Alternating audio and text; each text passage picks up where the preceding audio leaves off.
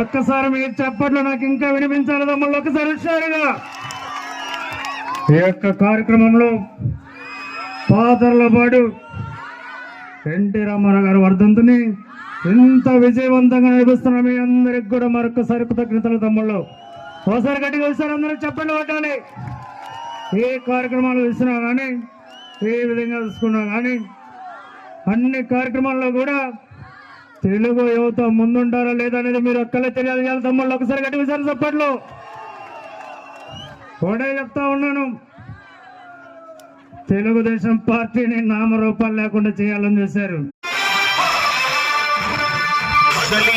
తెలుగుదేశ కార్యకర్తలారా,